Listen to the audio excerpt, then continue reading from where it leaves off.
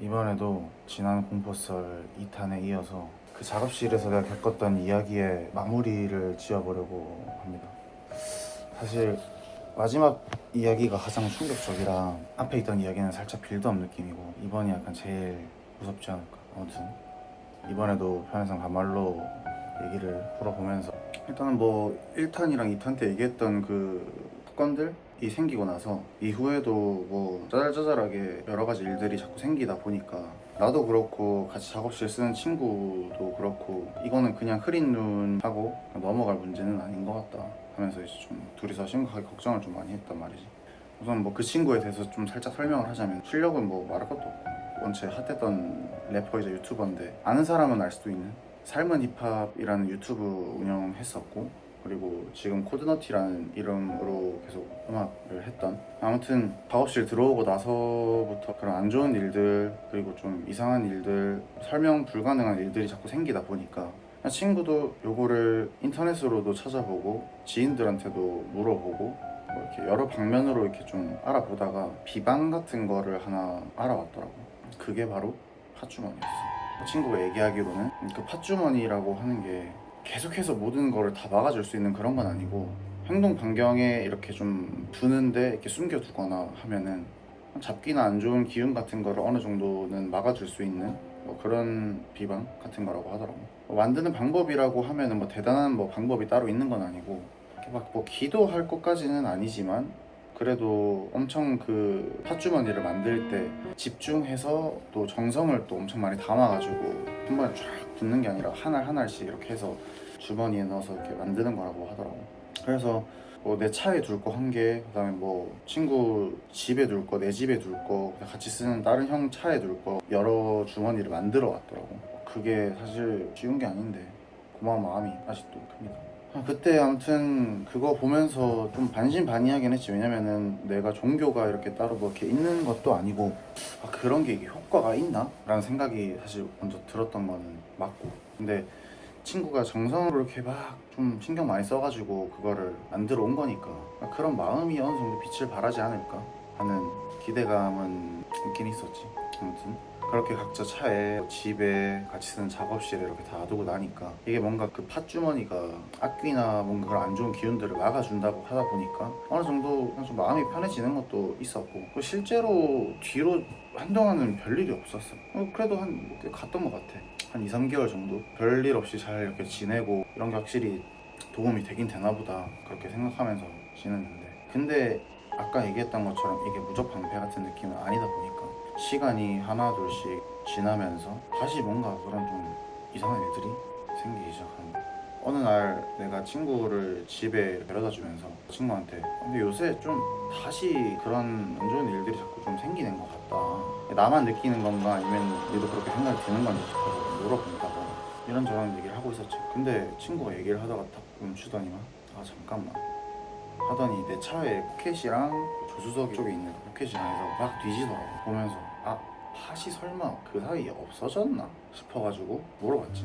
그러니까 얘가 막 이렇게 뒤지다가 팥 이러길래 설마 진짜 하는데 다행히도 팥이 없어진 거는 말이 안 되고 근데 팥주머니를 꺼내서 확인을 해봤는데 팥이 다 썩어 있는 거야. 제가 거짓말 안 하고 새까맣게 다 썩어 있더라고. 아니 이게 말이 되나? 그 짧은 몇 초 동안에 안 좋은 거를 막아주다가 이 힘을 다해서 이렇게 싸우는 건가? 아니면은 뭐가 됐든 차에 두다 보니까 이런 뭐 습기나 그런 것 때문에 싸우는 건가?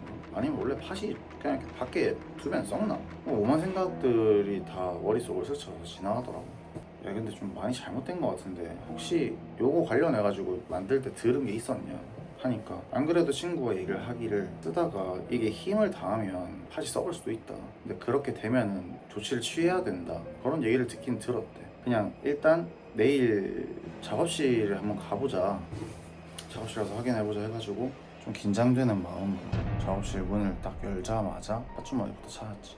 그때 팥주머니 놔둔 게 2팩을 놔뒀었는데 팥이 내 차에 있는 것보다 훨씬 더 심하게 썩어 있는 거야. 그 테이블 뒤에 있는 것도 봤는데 더 심하게 썩어 있어.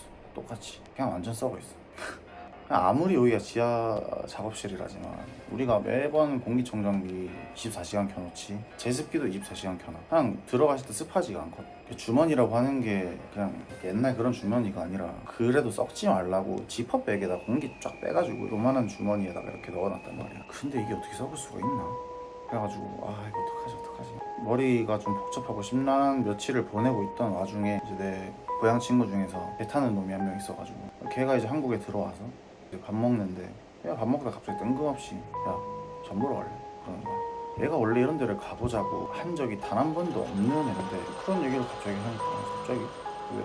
그랬더니 아니 네 작업실에도 안 좋은 일 자꾸 생기고 일이 안 풀리는 걸 넘어서서 안 좋은 일이 자꾸 생기고 하다 보니까 경험상 가봐서 얘기 들어보는 것도 또 하나의 방법일 것 같다. 그렇게 얘기하길래 내가 이런 걸 믿는 사람은 아니지만은 해결 안 되는 것도 있고 경험상은 가보자. 근데 네 아는 무당은 있냐? 내가 물어봤어. 그랬더니 자기 그 친구가 한 명 있는데 어릴 때부터 뭔가 귀신도 자주 보이고 잘 맞추고 뭐 신기라고 해야 되나 그런 게 좀 있는 친구였대. 그래서 별탈 없이 그렇게 지냈어. 근데 몸도 자꾸 아프고 안 좋은 일도 자꾸 생기고 점점 더 많이 보이기 시작하는 거죠. 얘도 이제 뭐지 싶어가지고 수소문해서 무당을 찾아갔는데 그 무당이 보자마자 너는 신내림 받아야 되는 사람이다. 너 무당을 해야 되는 사람이다 라고 이제 얘기를 했다는 거야. 그 친구는 그 얘기를 듣자마자 죽어도 무당은 되기가 싫다. 자기의 그 인생에 없던 계획이었던 거지. 그래서 무시하고 계속 버틴 거야.